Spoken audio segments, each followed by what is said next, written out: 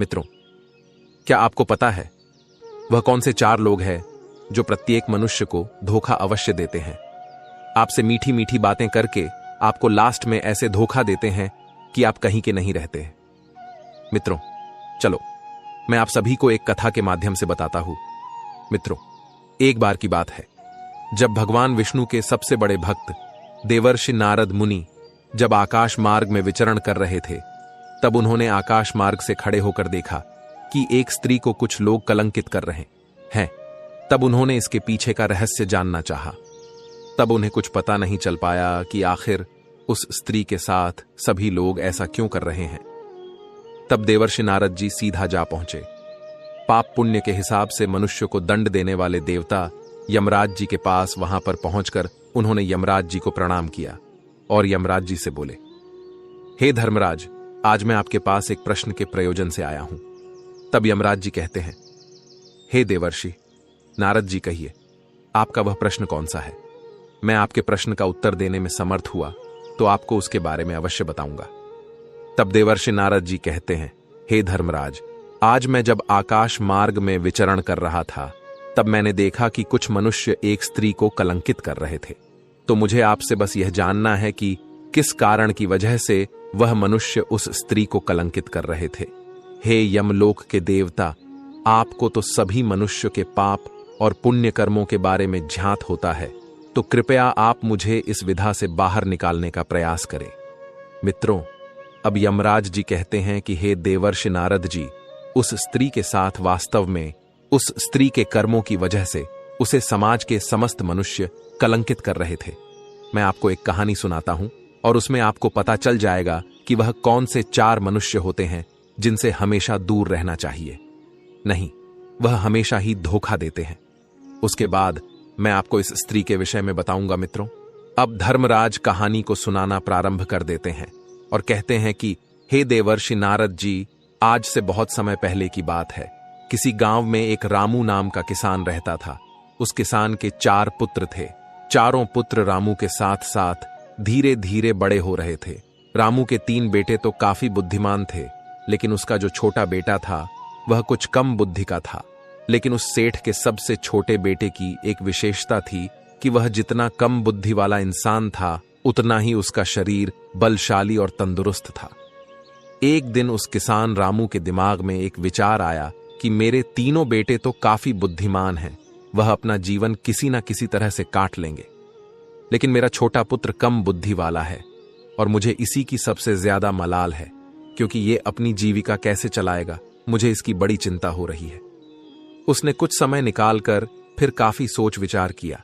उस सोच विचार के बाद वह इस नतीजे पर पहुंचा कि क्यों ना मैं अपने सबसे छोटे पुत्र को पहलवानी सिखा दूं, और वैसे भी इसका शरीर देखने में पहलवानों जैसा है। अब क्या था, उसे जैसे ही यह ख्याल आया, तभी से उस किसान रामू ने अपने छोटे पुत्र को पहलवानी करवाना शुरू कर दिया। अब रामू के सबसे छोटे बेटे को बहुत अच्छी खुराकी मिलती थी। जैसे पहलवानों की खुराकी होती है, वही अब उसको मिलने लगी थी, जिसकी वजह से अब तो किसान का सबसे छोटा पुत्र बहुत जल्दी बड़ा ताकतवर बन गया। प्रतिदिन कसरत करता था, दौड़ लगाता था और पहलवानी के जो गुण थे उन्हें सीखता रहता था। वह हर दिन नए नए दांव पेंच सीखता था। इस प्रकार धीरे धीरे समय निकलता गया। किसान रामू ने अपने तीनों बड़े पुत्रों का विवाह कर दिया।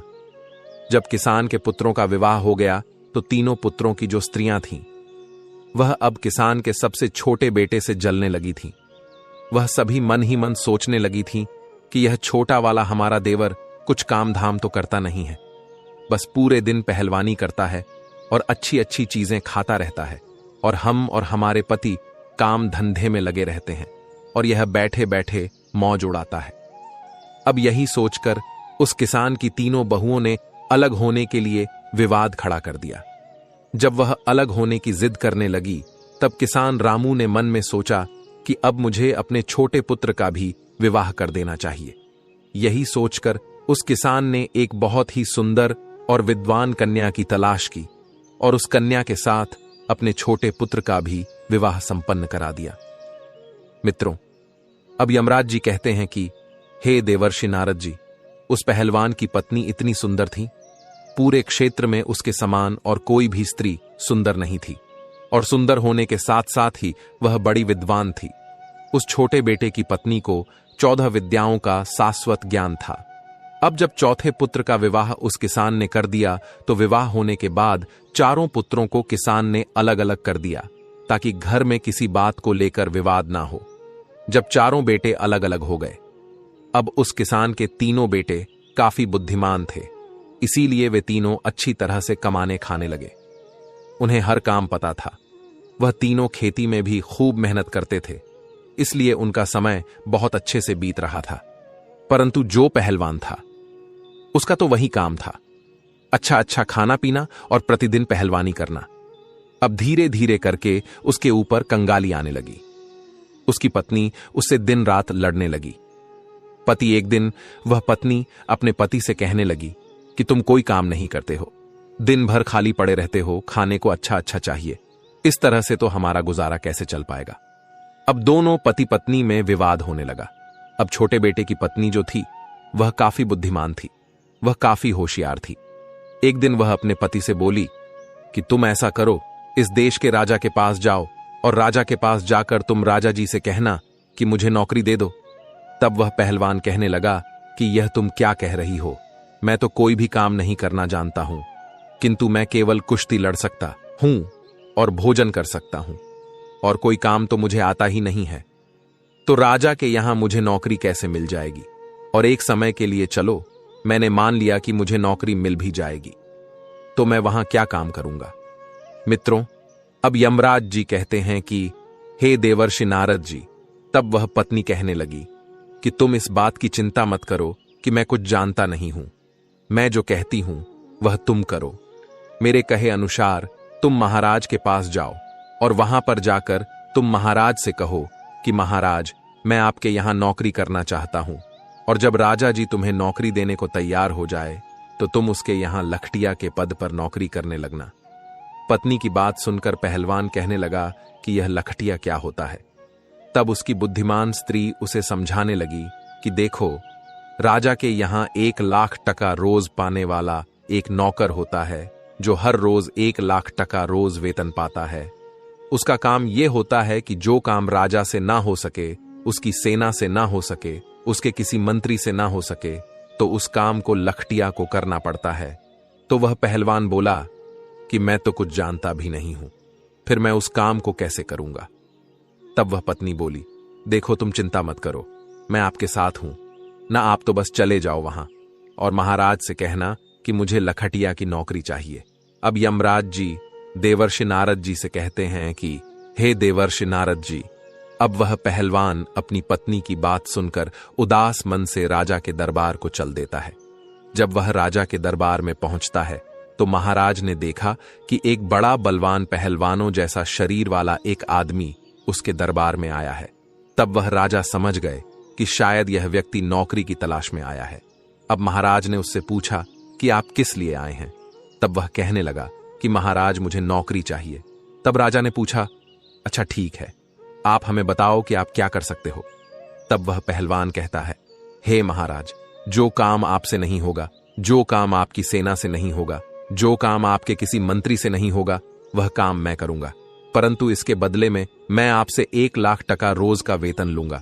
तब वह राजा कहने लगा, तो अच्छा, मतलब तुम लखटिया की नौकरी करोगे? वह पहलवान कहने लगा, जी हां महाराज जी।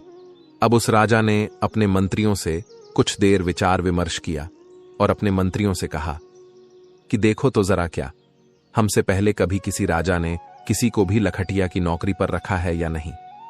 अब तो राजा के मंत्री ने जब पहले दस्तावेजों में देखा तो उन्हें पता चला कि उस राजा के पिता ने ही एक लखटिया को रखा हुआ था। तब वह मंत्री कहने लगा, महाराज, आपके पिता ने भी एक पुरुष को लखटिया की नौकरी पर रखा हुआ था। जब उस राजा ने अपने मंत्री की बात सुनी तो अपने मंत्री की बात को सुनकर राजा ने कहा, तो ठीक है, हम भी अपने यहां एक लखटिया को नौकरी पर रखते हैं। यही सोचकर राजा ने उस पहलवान को लखटिया की नौकरी दे दी। अब उस पहलवान को बहुत खुशी हुई। अब वह लखटिया कहने लगा, तो ठीक है महाराज जी, आप मुझे रहने के लिए कोई अच्छा सा कमरा दे दीजिए। आज से जब भी कोई ऐसा काम पड़ेगा जो आपसे ना हो, आपकी सेना से ना हो, आपके किसी मंत्री से ना हो तो आप बस एक बार मुझे खबर भेजकर बुलवा लेना। तब उस राजा ने उस पहलवान को अपने राजमहल के एक शाही बाग में रहने की अनुमति दे दी। उस शाही बाग में एक बहुत सुंदर महल बना हुआ था। उस राजा ने कहा, हे लखटिया, तुम इस महल में आराम से रह सकते हो। जब मुझे तुम्हारी कोई आवश्यकता पड़ेगी तो मैं आपको अवश्य ही बता दूंगा। उसी दिन से वह पहलवान 1,00,000 टक्का वेतन रोज पाने लगा और उसे रहने के लिए उसे राजा की तरफ से एक महल भी मिल गया था। अब तो वह पहलवान बड़े ही आराम से उस राजसी महल में रहने लगा। प्रतिदिन वह पहलवानी करता था, बगीचे में घूमता था और आराम से सो जाता था। धीरे धीरे यूं ही कुछ वक्त बीत जाता है। एक दिन राजा और उसके मंत्री उस पहलवान को अपने पास बुलाते हैं और उस पहलवान से कहने लगते हैं कि आज तुम हमें अपने घर लेकर चलो।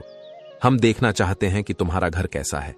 अब तो वह पहलवान महाराज के आदेश को टाल ना सका। वह पहलवान मंत्री और राजा को लेकर अपने गांव की ओर चल देता है। अब वह पहलवान राजा और मंत्री को अपने घर बुलाता है। अब उस पहलवान की पत्नी बड़ी सुंदर थी और बड़ा ही स्वादिष्ट भोजन बनाती थी। उसने देखा कि राजा और मंत्री हमारे घर आए हैं, तो उसने उस दिन भी बड़ा ही स्वादिष्ट भोजन बनाया और उस भोजन को अपने हाथों से सभी को परोसा। अब उस राजा की नजर उस पहलवान की पत्नी पर चली गई। वह पहलवान की पत्नी तो बहुत ही सुंदर थी। वह इतनी सुंदर थी कि राजा रानी भी उसके सामने कुछ नहीं थे। अब राजा यह देखकर आश्चर्य में पड़ गया और भोजन करने के बाद महाराज और मंत्री जी वापस अपने राजमहल को चले आए। अब वह राजा मंत्री से कहने लगा कि मंत्री जी, ये पहलवान की पत्नी कितनी सुंदर है, हमारी तो रानी भी इतनी सुंदर नहीं है। तब उस मंत्री ने कहा, हां महाराज, सुंदर तो है, परंतु क्या किया जा सकता है, ये तो अपना अपना नसीब है। किसी के नसीब में सोना है तो किसी के नसीब में मिट्टी भी नहीं है। अब वह राजा बोला, मंत्री जी, मुझे यह बताओ कि हम उस पहलवान की पत्नी को पाना चाहते हैं तो हम किस तरह से इसकी पत्नी को अपनी पत्नी बना सकते हैं, इसके लिए हमें क्या करना होगा मित्रों। अब यमराज जी कहते हैं कि हे देवर्षि नारद जी। अब वह मंत्री राजा जी से बोला कि हे राजन, योगी, अग्नि, जल और स्त्री, इनकी उल्टी रीति है, इनसे हमेशा बचकर चलो। अब जब राजा ने जोर डाला तो वह मंत्री भी अपने राजा की बात मान गया। वह राजा और मंत्री आपस में सोचने लगे कि उस पहलवान की पत्नी को राजा के महलों में कैसे लाया जाए। अब तो वे उसी दिन से पहलवान की पत्नी को हड़पने का षड्यंत्र रचने लगे। धीरे धीरे कुछ समय और बीत जाता है। इधर महाराज की जो मां थी राजमाता, वह कारणवश बीमार पड़ जाती है। जब राजमाता बीमार पड़ गई तो महाराज ने बड़े बड़े वैद्य को उन्हें दिखाया, परंतु किसी भी वैद्य का उपचार उन्हें ठीक नहीं कर पाया। राजमाता के पेट में दर्द होता था और धीरे धीरे उनके दर्द की बीमारी बढ़ती चली गई। कोई भी वैद्य हकीम उनका इलाज नहीं कर पा रहा था। एक दिन जब मंत्री जंगल में घूम रहे थे तो उनके पास एक वैद्य जी आए। तब उस मंत्री के मन में विचार किया कि मुझे कुछ षड्यंत्र रचना चाहिए। वैद्य को देखकर मंत्री जी कहने लगा, वैद्य जी, हमारे महाराज की मां राजमाता बीमार है, क्या आप उनका इलाज कर सकते हैं? तब उस वैद्य ने कहा, हां, हम अवश्य उनका इलाज कर देंगे। मंत्री ने कहा, देखो जी, आपको इलाज मेरे अनुसार करना होगा और जब आप मेरे अनुसार इलाज करोगे तो मैं आपको 50 स्वर्ण की मुद्राएं दूंगा। आप जब उनका इलाज करो तो इलाज के लिए तुम उनसे ऐसी वस्तु मंगवाना जो कहीं भी उपलब्ध ना हो। अब उस मंत्री ने उस वैद्य को पहले ही 50 स्वर्ण की मुद्राएं पकड़ा दी। तब वैद्य के मन में भी लालच में आ गया। अब वह वैद्य कहने लगा, ठीक है मंत्री जी, आप जैसा कहोगे मैं ऐसा ही करूंगा। अब तो मंत्री वैद्य को लेकर जब वह राजदरबार में पहुंचता है और वह मंत्री उस राजा से कहता है, महाराज, यह वैद्य जी बड़े ही जाने माने हुए हैं, इन्हें मैं काशीपुरी से यहां बुलाकर लाया हूं। यह वैद्य जी राजमाता का इलाज करना चाहते हैं। तब महाराज जी बोले, तब तो यह बड़ी ही प्रसन्नता की बात है। राजा तुरंत ही उस वैद्य को साथ में लेकर राज्य पुरोहित, सेनापति और मंत्री को साथ लेकर अपनी राजमाता के पास जाता है।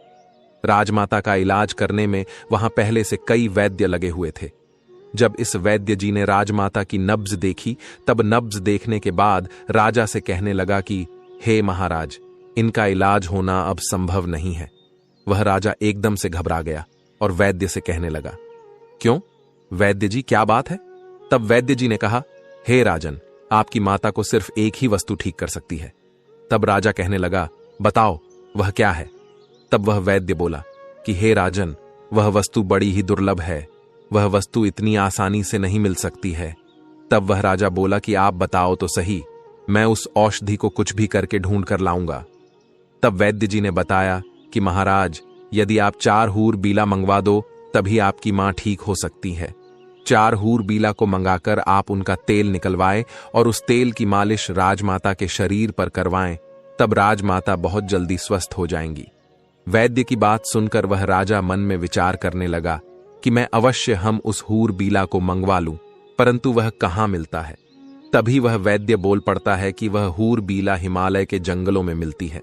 वहीं अब वह वैद्य राजमाता का इलाज करने में लग जाता है और महाराज दरबार में आते हैं। दरबार में आकर महाराज ने अपने समस्त सभासदों को बुलाया और मंत्रियों को बुलाया, सेनापतियों को बुलाया और उनसे कहा कि क्या हमारी प्रजा में कोई भी ऐसा योद्धा है जो हूर बीला को ला सके। यह बात सुनकर के कुछ समझदार व्यक्ति कहने लगे, महाराज, यह हूर बीला क्या होता है, हमने आज तक तो यह नाम नहीं सुना है। तब राजा कहने लगे, यह कोई एक प्रजाति का जानवर है जो हिमालय के जंगलों में रहता है। उस राजा की बात सुनकर के संपूर्ण दरबारी चुप हो गए, क्योंकि जिस हूर बीला की बात राजा कर रहे थे, उस हूर बीला नाम के उस जानवर को आज तक किसी ने भी नहीं देखा था। अब तो राजा उन्हें चुपचाप देखकर मंत्री से कहने लगे कि मंत्री, ऐसे तो काम नहीं चलेगा। राजमाता को बचाने के लिए हमें हूर बीला नाम के उस जानवर को लाना ही होगा। तब वह मंत्री कहने लगा, महाराज, यह तो बड़ा ही अच्छा मौका है। जो पहलवान हमारे यहां पिछले 6 महीने से केवल बैठे बैठे तनख्वाह ले रहा है, वो किस दिन काम आएगा। क्यों ना यह हूर बीला उसी से मंगाया जाए। आप उसे बुलाकर उससे कहिए कि वह 2 महीने के अंदर हूर बीला को लाकर दे, नहीं तो उसे फांसी पर चढ़ा दिया जाएगा। और महाराज, इस तरीके से वह हूर बीला को लेने जाएगा। अगर वह ले आता है तब तो ठीक है, राजमाता बच जाएगी। अगर वह मर जाता है तो और भी अच्छी बात है, उसकी पत्नी फिर आपके लिए रह जाएगी और आप उसे राजमहल में ले आना। मित्रों, अब यमराज जी कहते हैं कि हे देवर्षि नारद जी, राजा की नीयत तो पहले से ही पहलवान की पत्नी पर थी। तब राजा कहने लगा, वाह मंत्री, वह आपने क्या अच्छा सुझाव दिया है। वह पहलवान हूर बीला ला सका तो ठीक, और नहीं ला सका तो हम उसको फांसी पर चढ़ा देंगे, क्योंकि वो 6 महीने से लाख टका रोज ले रहा है। अब तो राजा ने बिना देर किए 4 सिपाही भेजे और पहलवान को अपने दरबार में बुला लिया। अब वह पहलवान महाराज के दरबार में आ जाता है।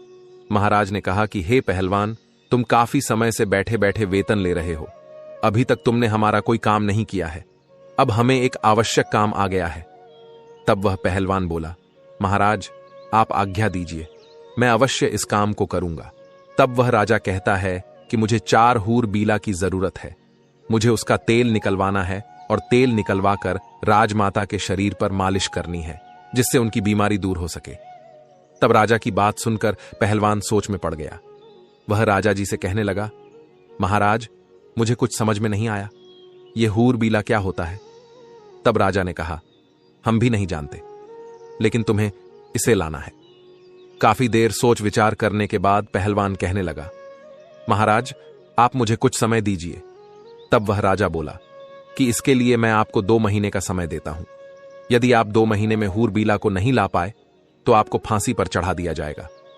अब वह पहलवान महाराज की बात सुनकर घबरा जाता है और अपने बगीचे में आता है। मंद बुद्धि का तो वह था ही। वह मन में विचार करने लगा कि चलो देख लूंगा, अगर कहीं मिलेगा तो हमारे पास 2 महीने का समय है। इस प्रकार 4 दिन का समय तो वह वहीं पर ऐसे ही निकाल देता है। अब इधर राजा और मंत्री और सेनापति मन में विचार करने लगे कि लगता है वह अभी तक हूर बीला को लेने नहीं गया है, 4 दिन से आराम से बाग में सो रहा है। उससे कहिए कि जल्दी हूर बीला को लेकर आए, वरना हम उसे फांसी पर चढ़ा देंगे। अब मंत्री जी, वहां कोई नहीं जाएगा, मैं ही जाऊंगा। यह बात सुनकर के उस राजा का मंत्री कहने लगा, ठीक है, जाइए महाराज, आप खुद देख आइए कि वह अभी तक हूर बीला लाने क्यों नहीं गया है। ऐसा विचार करके राजा उस पहलवान के घर पर जाते हैं, परंतु उस पहलवान ने यह बात अपनी पत्नी को कभी नहीं बताई थी। पहलवान की पत्नी बड़ी विद्वान थी। उसने 100 हाथ गहरा कुआं अपने आंगन में खुदवा रखा था और कुएं के ऊपर उसने एक खाट बिछा रखी थी। उस चारपाई को उसने कच्चे सूत से बनवाया था। उसके ऊपर उसने एक बहुत सुंदर मखमली बिस्तर लगा दिया था। इधर जब राजा ने दरवाजा खटखटाया और आवाज लगाई तो पहलवान की पत्नी ने आकर दरवाजा खोला और द्वार पर राजा को देखकर वह पहलवान की बीबी कहने लगी कि महाराज, आप यहां मुझ गरीब के घर पर। फिर उस पहलवान की पत्नी ने राजा का स्वागत किया और वह उस राजा से कहने लगी कि महाराज, आप यहीं बाहर बिराजिए, मैं आपके लिए भोजन लेकर के आती हूं। मेरे पति इस समय घर पर नहीं है। तब वह राजा कहने लगा कि अरे नहीं नहीं, मैं बाहर क्या करूंगा, मैं तो आपके साथ अंदर चलता हूं मित्रों। अब यमराज जी कहते हैं कि हे देवर्षि नारद जी, अब तो राजा पहलवान के बारे में उसकी पत्नी के कान भरने लगा। वह राजा उस पहलवान की पत्नी से कहने लगा, हे सुंदरी, लगता है पहलवान आपको अच्छे से नहीं रखता है। अरे वह आपको क्या अच्छे से रखेगा, वह तो खुद दूसरों के यहां पर नौकरी करता है। अगर तुम हमारे महलों की रानी होती तो तुम्हारी जिंदगी कितनी खूबसूरत होती। राजा के मुख से जब इस तरह की मीठी मीठी बातें उस पहलवान की पत्नी ने सुनी तो वह समझ गई कि लगता है राजा की नीयत खराब है। इसलिए अब वह पहलवान की पत्नी उस राजा समेत मंत्रियों को सबक सिखाना चाहती थी। पहलवान की पत्नी ने राजा से कहा कि आइए महाराज, अंदर आइए, आप ठीक कह रहे हैं, पहलवान किसी भी तरह से मेरे योग्य नहीं है। अब मैं ही उसको छोड़ दूंगी और आज से मैं तुम्हारे साथ रहूंगी। अब उसने और भी दिमाग से काम लिया। जब राजा ने उसकी बातें सुनी तो वह राजा उसकी बातों में आ गया और उसके साथ अंदर चला गया। उसके बाद में पहलवान की पत्नी ने क्या किया, जो उसने कच्चे सूत का पलंग बनाकर कुएं के ऊपर बिछा रखा था, उसके ऊपर मखमल की एक चादर बिछा दी। अब उस पहलवान की पत्नी ने राजा से कहा कि आप इस चारपाई पर बैठिए, मैं आपकी सेवा करती हूं। जैसे ही राजा उस चारपाई पर बैठता है तो कच्चे धागे से बना हुआ वह पलंग टूटकर उसी कुएं में गिर जाता है। राजा उस कुएं में जब गिर जाता है तब वह राजा सोचने लगता है कि यह क्या हुआ, अब तो मैं फंस गया। इधर महाराज नीचे गिर जाते हैं और उधर पहलवान बड़े आराम से समय पास कर रहा था। जब सुबह हुई तो पहलवान की पत्नी ने अपने जेठ के पुत्रों को बुलाया और उनसे कहा कि मैं आपको 2 स्वर्ण मुद्राएं दूंगी, इसमें एक व्यक्ति है, उसे बाहर निकालो। उसके पुत्रों ने उस राजा को बाहर निकाला और आदेश दिया कि इसको बांधकर इसके ऊपर 50 कोड़े लगाओ। अब उस पहलवान की पत्नी के आदेश पर राजा को 50 कोड़े लगाए गए और कहा कि इसको वापस इसी कुआं में डाल दो। उसके जेठ के पुत्रों ने वापस उसको कुएं में डाल दिया। पहलवान की पत्नी ने कहा कि 1 मटके में पानी और 2 रोटी इस कुएं में नीचे रख दो। रस्सी की सहायता से रोटी और पानी उन सभी पुत्रों ने भी कुएं में पहुंचा दिया। अब तो रोजाना राजा के साथ वैसा ही व्यवहार किया जाता था। उधर राजा भी मन में विचार करने लगा कि अब तो मैं बहुत बुरा फंस गया हूं। अब तो उसके भतीजे रोज उसको कुएं से निकालते और 50 कोड़े मारकर फिर से कुएं में डाल देते थे। राजा को अब ऐसे ही पिटते हुए 3 से 4 दिन हो गए। राजा जब अपने दरबार में नहीं पहुंचा तब सभी मंत्री विचार करने लगे कि महाराज को क्या हुआ। महाराज काफी दिन से पहलवान की पत्नी के पास गए थे, ना जाने वहां जाकर वह क्या कर रहे हैं, मुझे भी चलकर उन्हें देखना चाहिए। ऐसा विचार करके मंत्री भी चल देता है और जब काफी अंधेरा हो जाता है तो मंत्री उस पहलवान की पत्नी के महल के द्वार पर पहुंच जाता है। अब उस मंत्री ने आवाज लगाई तो पहलवान की पत्नी बाहर आती है। बाहर आकर देखा तो राजा के मंत्री उसके घर के सामने खड़े थे। तब वह मंत्री जी उस पहलवान की पत्नी से कहने लगा कि देखो, मैं राजा का मंत्री हूं और आपसे मिलने आया हूं। तब वह पहलवान की पत्नी बोली, आप यहां क्यों आए हैं? पहलवान की पत्नी के ऊपर मंत्री की भी नीयत खराब थी। तब वह मंत्री भी कहने लगा कि मैं इसलिए यहां आया हूं, देखो पहलवान तो अब मर ही जाएगा, वह जीवित नहीं रहेगा क्योंकि वह हिमालय के जंगलों में गया है और तुम कहां अकेली यहां रहोगी, इसलिए तुम मेरे साथ चलो, मैं आपको महाराज के महलों में लेकर के चलूंगा। पहलवान की पत्नी ने जब मंत्री की बात सुनी तो वह उसके दिमाग को भी समझ गई। उसने फिर से दिमाग से काम लिया और कहने लगी, आप मेरे साथ आइए। इस प्रकार पहलवान की पत्नी मंत्री को बुलाकर अंदर ले गई और उसी खाट पर जिस पर कच्चा सूत लगा हुआ था उस खाट पर मंत्री को बैठा दिया। मंत्री जैसे ही खाट पर बैठा तो वह भी कुएं के अंदर गिर पड़ा और राजा के ऊपर जाकर गिरा। तब वहां पर राजा ने जब उस मंत्री को देखा तो मंत्री को देखकर वह राजा कहने लगा कि मंत्री जी, तुम यहां कैसे? तब मंत्री ने कहा, महाराज आप यहां कैसे? तब राजा ने जवाब दिया, मैं पहलवान की पत्नी की खातिर खुशामद में हूं। अब तुम भी आ गए हो तो और भी अच्छा हुआ। इधर जब सुबह हुई तो पहलवान की पत्नी ने अपने जेठ के जो पुत्र थे उन्हें बुलवाया। उनका रोजाना का नियम बन गया था, वह उस जगह पर आए और राजा और मंत्री की खातेदारी करे। अब तो उन्होंने उस कुएं में एक रस्सी डाल दी थी और उन्होंने बोला, नंबर 1 तो राजा कहने लगा, मेरा नंबर आया है, पहले मैं ऊपर जाऊंगा। इस प्रकार वह राजा को रस्सी पकड़वाकर ऊपर चढ़ा लेते हैं और उसे खंबे से बांध देते हैं। फिर दूसरा रस्सा डाला, उसको बोला, नंबर 2 तो मंत्री भी ऊपर आ गया, उसको भी खंबे से बांध दिया गया। फिर उन दोनों के ऊपर 50-50 कोड़े लगाए, फिर से उसी कुएं में डाल दिया गया। अब पहलवान की पत्नी ने कहा कि इनको एक मटका पानी और 4 रोटी नीचे पहुंचा दो। रस्सी की सहायता से अब उनको रोटी और पानी कुएं में नीचे पहुंचा दिया गया। अब तो राजा और मंत्री के ऊपर प्रतिदिन 50-50 कोड़े बरसाने लगे। उनको रोजाना कोड़ों की मार पड़ने लगी। राजा और मंत्री दोनों के शरीर से चमड़ी उतर गई थी। इसी तरह से 10 दिन निकल जाते हैं। इधर राजा के सेनापति ने विचार किया कि राजा को ढूंढने के लिए मंत्री गया था, वह भी लौटकर अभी तक नहीं आया। मुझे भी चलकर देखना चाहिए कि उनके साथ आखिर क्या हुआ है, कहीं वह पहलवान की पत्नी के पास ही तो नहीं रुक गया। यह विचार करके सेनापति भी चल देता है। सेनापति जब शाम होने पर वह सेनापति पहलवान के घर जाता है तो इधर पहलवान की पत्नी ने आकर दरवाजा खोला। बाहर देखा तो सेनापति खड़ा था। तब पहलवान की पत्नी पूछने लगी कि आप कौन हैं?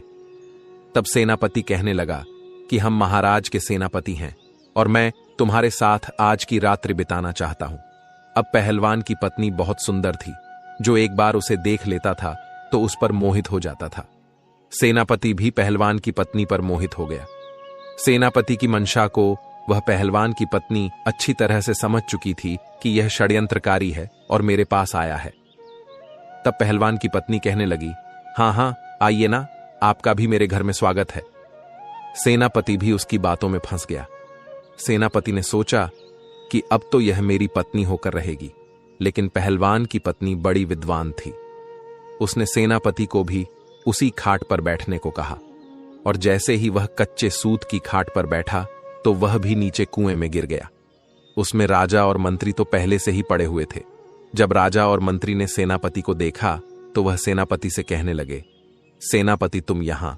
तब वह सेनापति बोला, जी महाराज, अरे आप भी इसी में हैं, मैं आपको ही तो ढूंढने आया था।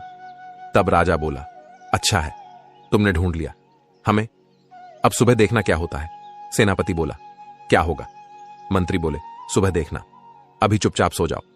जब सुबह हुई तो पहलवान की पत्नी ने अपने जेठ के पुत्रों को बुलाया। वह सब लोग आए और उन्होंने आकर रस्सा नंबर 1 डाल दिया। उसे पकड़कर राजा ऊपर आ गया। राजा को रोज की तरह खंभे से बांध दिया गया। फिर दूसरा रस्सा डाला, मंत्री भी उसे पकड़कर ऊपर आ गया। इसी तरह से तीसरा रस्सा भी डालकर सेनापति को भी ऊपर निकाल दिया। इस प्रकार से पहलवान की पत्नी ने आदेश किया कि कैदी नंबर 1 को 222 कोड़े लगाए जाए, कैदी नंबर 2 को 200 कोड़े मारे जाएं और कैदी नंबर 3 को 400 कोड़े मारे जाएं। पहलवान की पत्नी की बात सुनकर उन सभी पुत्रों ने कोड़े मारने शुरू कर दिए। कोड़ों की मार पड़ने से उनकी चमड़ी निकल आई। कोड़े मारने के बाद रस्सियों के सहारे उन्हें उसी कुएं में फिर लटका दिया गया। उसके बाद उन्हें पीने के लिए मटके का पानी और 6 रोटी उसमें डाल दी गई। धीरे धीरे समय निकलता गया। राजा, मंत्री और सेनापति तीनों को प्रतिदिन मार पड़ती थी। उनकी पीठ पर रोज कोड़े बरसते थे। अब तो वह बड़े परेशान होने लगे। कहां वह पहलवान की पत्नी को लेने आए थे और कहां उल्टे उनकी ही जान के लाले पड़ गए। अब एक दिन जो राज के कोतवाल थे, उन्होंने मन में विचार किया कि चलिए मैं भी चलकर देखता हूं कि महाराज और मंत्री और सेनापति जी अभी तक क्यों नहीं आए।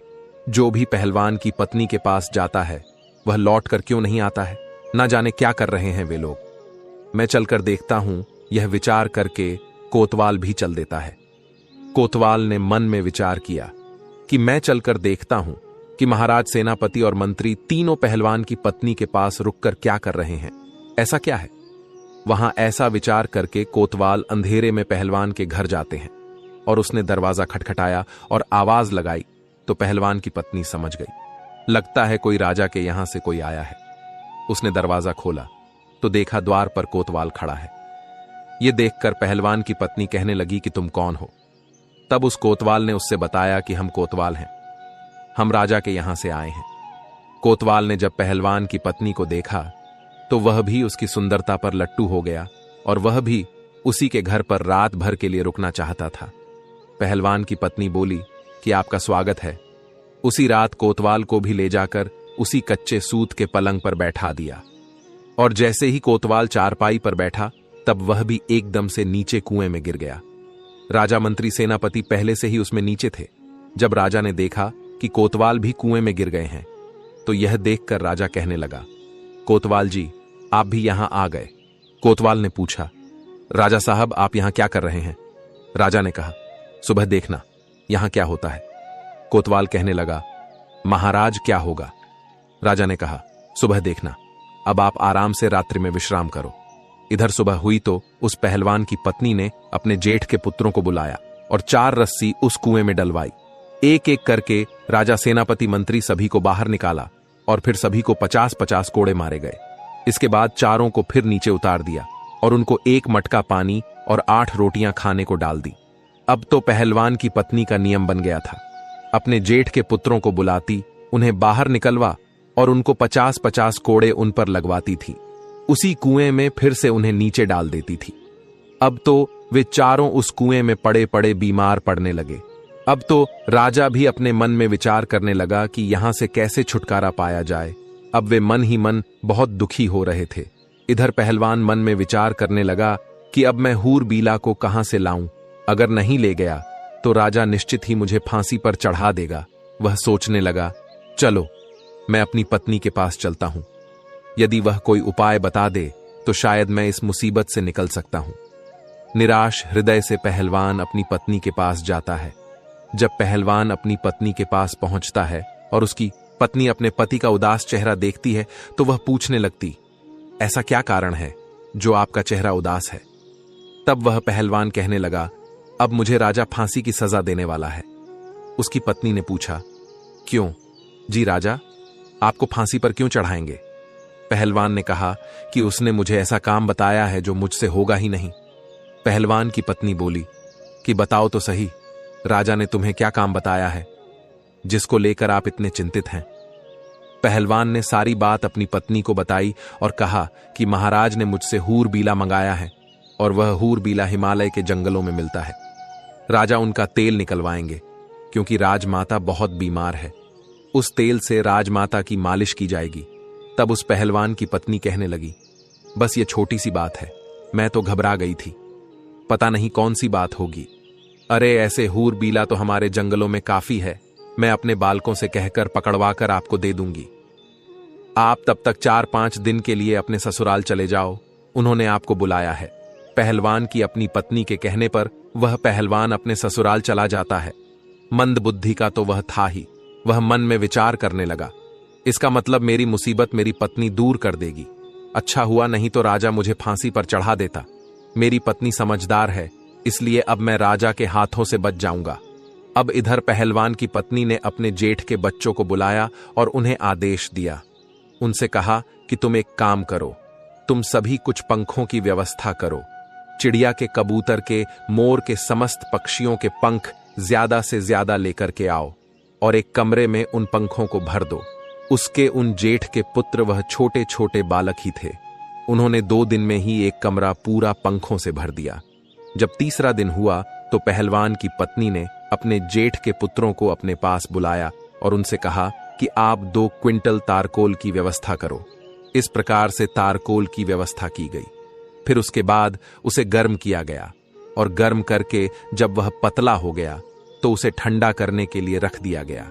जब तारकोल ठंडा हो जाता है तब उसे एक बड़ी सी कड़ाही में भरकर रख दिया गया और फिर उसके बाद उस कुएं में एक नंबर रस्सा डाला गया। तो राजा सोचने लगा, अरे आज तो मुझे दोपहर से ही बुलाया जा रहा है, रोजाना तो सुबह पिटाई होती थी, अभी तो दोपहर का समय है क्या, आज फिर मार पड़ने वाली है। वह राजा इतना सोचकर चुपचाप से ऊपर चढ़ जाता है। पहलवान की पत्नी वहां डंडा लेकर के बैठी थी। उसने राजा से कहा, देखो ये कढ़ाई रखी है, इसमें स्नान करो यदि ज्यादा आनाकानी की तो इस डंडे से मार पड़ेगी। तब वह राजा चुपचाप डर के मारे उस तारकोल से भरी कढ़ाई में घुस जाता है और जब वह बाहर निकला तो संपूर्ण शरीर पर तारकोल लिपट जाता है। अब वह पहलवान की पत्नी बोली, अब जाइए और कमरे में जाकर आराम से लेट जाइए। पहलवान की पत्नी ने राजा को उस कमरे में भेज दिया जिसमें हजारों पक्षियों के पंख पड़े हुए थे। राजा जैसे ही उस कमरे में लेटा तो पक्षियों के सारे पंख उनके शरीर से चिपक गए। अब इसके बाद उस राजा को एक लोहे के खूंटे से बांध दिया गया। इस तरह से नंबर 2 रस्सा डाला गया। मंत्री को बुलाया गया। मंत्री सोचने लगा, अब मुझे बुलाया जा रहा है। राजा साहब अभी तक नीचे नहीं आए हैं। हो सकता है उन्हें छोड़ दिया गया हो। लगता है आज हम सबको रिहाई मिल जाएगी। अब वह मंत्री बड़ी जल्दी जल्दी ऊपर चढ़कर आ जाता है। ऊपर चढ़कर जब वह आया तो उसने देखा कि पहलवान की पत्नी एक मोटा सा डंडा लेकर बैठी हुई है। अब उसने मंत्री से कहा कि चलो इस कढ़ाई में स्नान करो। मंत्री गिड़गिड़ाने लगा, परंतु पहलवान की पत्नी ने उसे बलपूर्वक उस कढ़ाई में गिरा दिया। जैसे ही कढ़ाई में मंत्री जी गिरे तो वह भी तारकोल में पूरे नहा लिए। अब उनका संपूर्ण शरीर काला हो गया था। उनके पूरे शरीर पर तारकोल चिपक गया। फिर इसके बाद मंत्री को भी उसी कमरे में भेजा गया जिसमें पंख पड़े हुए थे और उनसे लेटने को कहा गया कि जाकर उस कमरे में सो जाओ। जैसे ही मंत्री उस कमरे में जाकर लेटा तो उसके भी पूरे शरीर पर वही पक्षियों के पंख चिपक जाते हैं। मुंह पर, कान पर कहीं भी कुछ दिखाई नहीं देता है। इसके बाद उन्हें भी एक दूसरे खूंटे से बांध दिया। इसी तरह से चारों को निकाल दिया जाता है और तारकोल में स्नान कराया जाता है। उसके बाद कमरे में भेजकर लिटाया जाता है।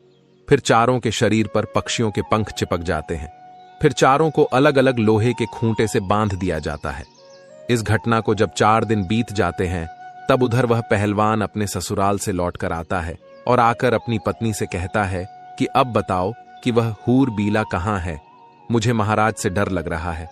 2 महीने का समय पूरा होने वाला है, नहीं तो राजा मुझे पूरे परिवार सहित फांसी दे देगा।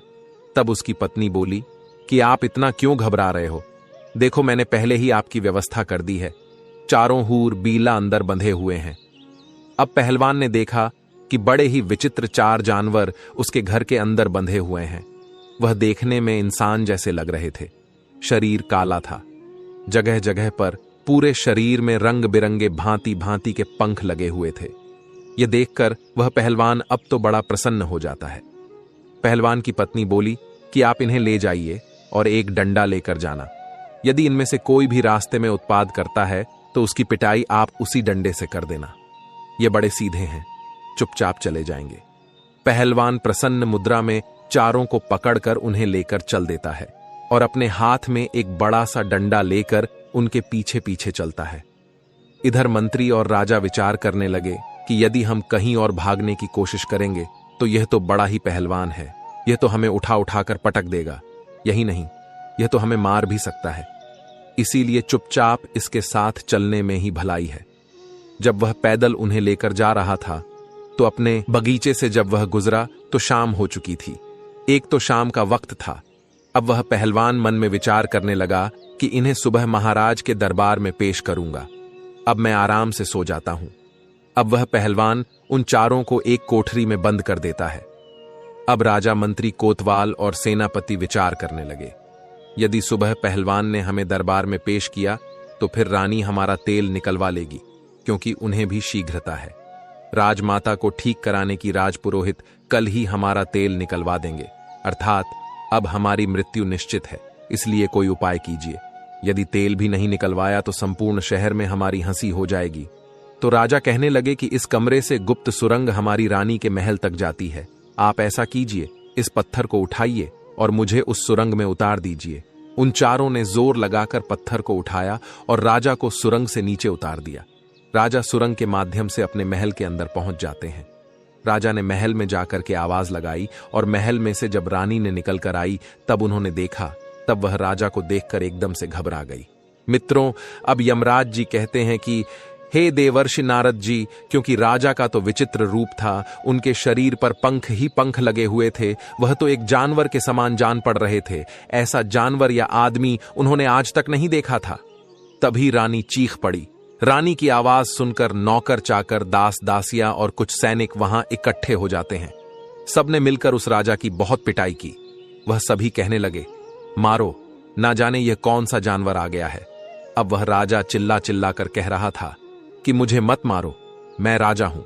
लेकिन वहां राजा की कोई नहीं सुन रहा था, सभी तो पीटने में व्यस्त थे।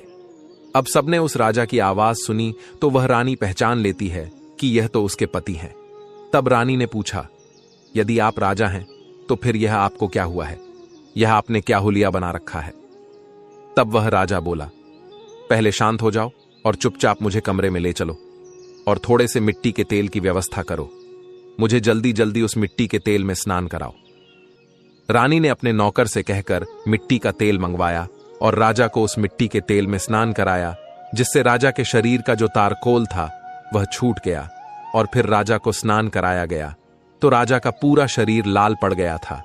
उसके जब पूरे शरीर पर कोड़े की चोट के निशान बने हुए थे, अब तो राजा रात्रि को आराम से अपने महल में सो जाता है और सुबह कपड़े पहनकर अपने दरबार में जाकर बैठ जाता है।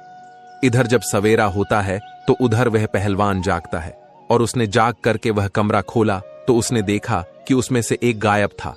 3 ही हूर बीला बचे थे। अब तो वो डंडा लेकर उन तीनों को मारने लगा और उनसे पूछने लगा कि बताओ एक कहां है। तब वह तीनों कहने लगे, देखो भाई, हमें मारो मत, हम आपको सब कुछ बता देंगे। पहलवान कहने लगा, नहीं नहीं, हमें जल्दी बताओ, अगर राजा पूछेगा कि चौथा कहां है तो वह हमें फांसी लगा देगा। वह तीनों कहने लगे, देखो, जब राजा तुमसे यह कहे कि चौथा कहां है तो तुम यह कह देना कि हमें सब पता है, हम तुम्हारी पोल खोल देंगे, तब राजा समझ जाएगा और वह तुमसे कुछ नहीं कहेगा। मित्रों, अब यमराज जी कहते हैं कि हे देवर्षि नारद जी। यह सुनकर पहलवान प्रसन्न होता हुआ उनको लेकर राजा के दरबार में उपस्थित हो जाता है।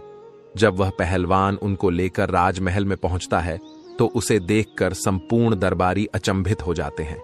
अब पूरा दरबार हंसने लगा। वह यह सोचने लगा कि यह तो बड़े विचित्र जानवर हैं, ऐसे जानवर तो हमने पहले कभी नहीं देखे। अब उस पहलवान ने राजा को उन तीनों हूर बीला को सौंप दिया। तीनों को देखकर राजा कहने लगा, अरे पहलवान, मैंने तो तुझसे 4 हूर बीला मांगे थे, यह तो 3 है, एक कहां है? मैं तुम्हें अभी फांसी पर चढ़ा दूंगा। तब वह पहलवान कहने लगा, महाराज, ज्यादा बोलोगे तो मैं तुम्हारी सारी पोल खोल दूंगा और मैं सबको बता दूंगा। अब उस पहलवान की यह बात सुनकर राजा समझ जाता है, लगता है इसको सब पता है। अगर इसने मेरी पोल खोल दी तो मैं मुंह दिखाने के लायक नहीं रहूंगा। अब उस राजा ने चुपचाप उन तीनों को लिया और चुपके से उन्हें उनके घर भेज दिया और कहा कि जल्दी जल्दी स्नान करके साफ स्वच्छ हो जाओ। वे तीनों अपने अपने घर गए और मिट्टी के तेल में स्नान करके साफ हो गए। उसके बाद राजसी वस्त्र पहनकर अपने रूप में वे सब आते हैं और आपस में विचार करने लगे, भाई, अगर हम पहलवान की पत्नी को पाने की इच्छा न करते तो शायद हमारे साथ ऐसा नहीं हुआ होता। अब यह बात हम किसी को नहीं बता सकते। अगर पहलवान और उसकी पत्नी से बदला लेते हैं तो भी यह बात पहलवान की पत्नी रानी को और पूरे नगर में फैला देगी। इसलिए इस रहस्य को गुप्त ही रखना ठीक है। इस प्रकार उन्होंने पहलवान को कुछ नहीं कहा और पहलवान आनंद से राजा के यहां नौकरी करता रहा और खुशी के साथ अपना जीवन यापन करता रहा। अब यमराज जी कहते हैं, हे देवर्षि नारद जी, मेरा आपको इस कहानी को सुना के आपको एक उद्देश्य देना था कि दूसरे की स्त्री और दूसरे के धन के पीछे मत भागो। अगर भागोगे तो इसी तरह कायरों की भांति घुट घुट कर जीना पड़ेगा। वो कहते हैं ना कि यह 4 लोग हमेशा दूसरे की स्त्री एवं धन को देखकर नीयत खराब करते हैं, इसलिए ऐसे मनुष्य को कभी अपने घर नहीं बुलाकर लाना चाहिए। अब यमराज जी कहते हैं, हे देवर्षि नारद जी, अब मैं तुमको बताता हूं वह 4 लोग कौन से हैं जिन्हें घर पर कभी नहीं बुलाना चाहिए। नंबर 1, जो पुरुष कामी और लालची हो, जिन्होंने कभी धर्मशास्त्रों को ना पढ़ा हो और ना सुना हो, उसे कभी अपने घर पर नहीं बुलाना चाहिए। ऐसे मनुष्य आपकी स्त्री के मन को बहका देते हैं। दूसरा, जिन्होंने कभी किसी को अपना आदर्श नहीं माना, जो धर्म से अनभिज्ञ हो, तो ऐसे मनुष्य को भी अपने घर पर नहीं लाना चाहिए। तीसरा, जिनका मन चंचल है, ऐसे आदमी को भी अपने घर पर बुला के नहीं लाना चाहिए। चौथा, जिन्हें ईश्वर का भय नहीं होता, जो पशु वृत्ति के होते हैं, ऐसे लोग हमेशा दूसरे की स्त्री और दूसरे के धन को देखकर अपनी नीयत खराब करते हैं। इसलिए दूसरे की स्त्री और दूसरे के धन के पीछे नहीं भागना चाहिए। इसी कारण से मनुष्य व्यर्थ की मुसीबत में पड़ जाता है। अब देवर्षि नारद जी कहते हैं, हे यमराज जी, मैं आपके द्वारा बताई गई बातों को समझ गया हूं, परंतु मुझे अभी यह समझ नहीं आया है कि जिस स्त्री की निंदा कुछ पुरुष कर रहे थे, तो वह क्यों उस स्त्री की निंदा कर रहे थे। तब यमराज जी कहते हैं, हे देवर्षि नारद जी, प्रत्येक मनुष्य को उसके कर्मों का फल मिलता है। आपने जिस स्त्री को देखा था, वह वही पहलवान की स्त्री थी जिसने राजा और उसके साथियों पर अत्याचार किया था। वही उस रानी के साथ हो रहा था। इसी वजह से जो पास में मनुष्य खड़े हुए थे, वह वही राजा और उसके साथी थे जो उस पहलवान की स्त्री के पिछले जन्म के दंड दे रहे थे। अब देवर्षि नारद जी कहते हैं, हे यमराज जी, आप सच में न्याय की मूर्ति हो। अब आपके द्वारा सुनाई गई कथा को मैं भली भांति समझ चुका हूं। आपका मुझे इस कथा का श्रवण कराने के लिए धन्यवाद मित्रों।